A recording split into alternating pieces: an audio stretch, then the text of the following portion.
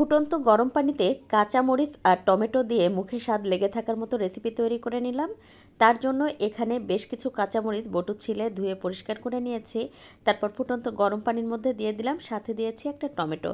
এবার এটা 5-6 মিনিট ভালোভাবে সিদ্ধ করে নামিয়ে ঠান্ডা করে একটা ব্লেন্ডার জারে দিয়ে দেব।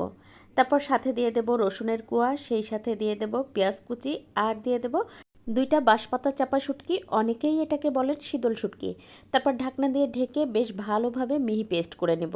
এবার চুলায় একটা প্যানে 2 টেবিল চামচ পরিমাণ তেল গরম করে নিয়ে তারপর দিয়ে দেবো কাঁচামরিচের ব্লেন্ড করে রাখা মিশ্রণটা। তারপরে 4-5 মিনিট খুব ভালোভাবে এটা আমি ভেজে নেব। আর এই পর্যায়ে দিয়ে দেবো স্বাদমতো লবণ, আর দিয়ে দেবো আধা চা চামচ পরিমাণ হলুদ গুঁড়া। এবার চুলাটা মিডিয়াম রেখে 7-8 মিনিট এটা খুব ভালোভাবে ভেজে নেব। যখন প্যানের গা ছেড়ে আসবে আর তেলটা উপরে উঠে আসবে, তখন চুলার জাল বন্ধ করে দিয়ে গরম ধোয়া ওঠা ভাতের সাথে পরিবেশন করে নিলেই তৈরি হয়ে যাবে কাঁচামরিচের দুর্দান্ত স্বাদের ভর্তা।